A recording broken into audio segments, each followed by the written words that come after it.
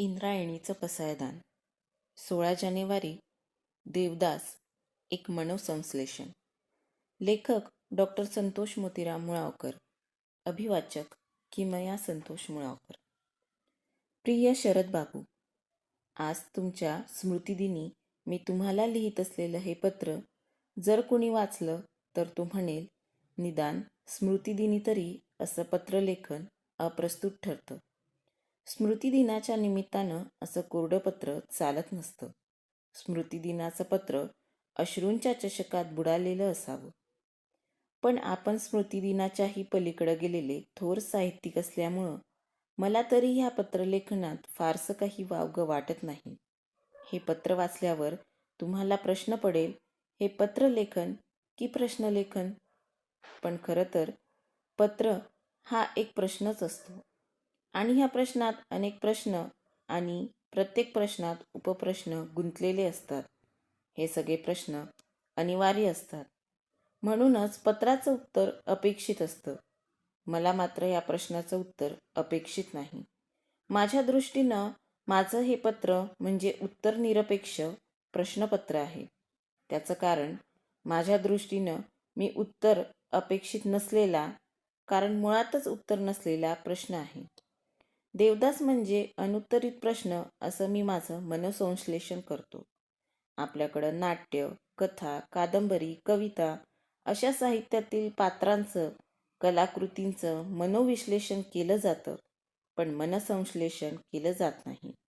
या प्रश्नपत्राच्या निमित्तानं मनोसंश्लेषणाचा नवीन प्रघात साहित्यात रूढ झाला तर मला आणि तुम्हालाही आनंद होईल. माझ्या अतीव दुःखी जीवनात सर्जनशील आनंदाचा तेवढाच एक क्षण मला गवसेल.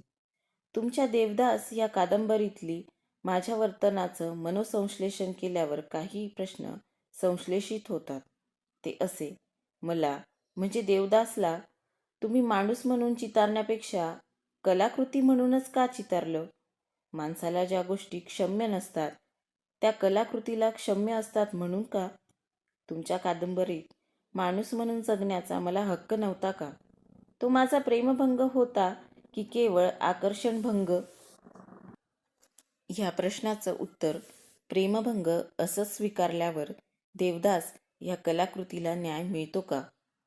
माझा प्रेमभंग हे व्यसनाधीनतेकडं झुकण्याचं अपवादात्मक कारण ठरू नये का?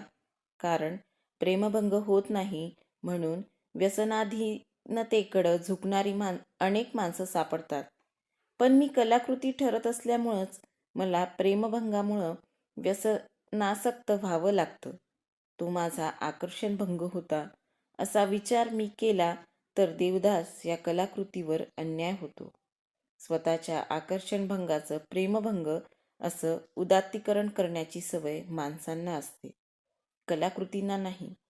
कलाकृती अगदी सरळ सरळ प्रेमात पडतात आणि नंतर प्रेमभंगात सापडतात. खरं तर मला असं वाटतं की तो माझा आकर्षणभंग होता, कारण माणसांचे प्रेमभंग क्वचितच होत असतात.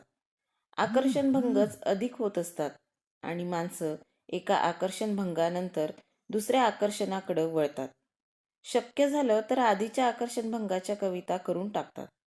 त्यांच्या या कविता डेड स्टॉक रूम सारख्या असतात. मीही एक आकर्षणभंगानंतर दुसऱ्या आकर्षणाकडे वळलो. त्यामुळं आकर्षण कसं नसावं, आकर्षणभंग कसा नसावा याचंच मी प्रतीक ठरलो. तुमचा देवदास वाचून अनेक जण आकर्षण आटोपतं घ्यायला, आकर्षणभंगामुळं होणाऱ्या दुसऱ्या आकर्षणाकडं दुर्लक्ष करायला आणि स्वतःच्या संसाराची घडी नीट बसवायला शिकले. कारण पुढच्याच ठेच मागचा शहाणा असा तो काळ होता. त्यासाठी तुमच्या देवदासला देवदास व्हावं लागलं, दारूत बुडावं लागलं. त्यामुळं तुमचा देवदास माणसापेक्षा कलाकृतीच अधिक ठरत गेला नाही का?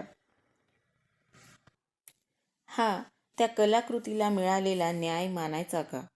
मला तर असं वाटतं की देवदास हे उत्तर नव्हे तर अनुत्तर ठरावं, अशीच तुमची योजना असावी. 16 जानेवारी 1938ला तुम्ही हे जग सोडून गेला नसता तर चांगलं झालं असतं. मला माझ्या प्रश्नाचं उत्तर मिळालं असतं.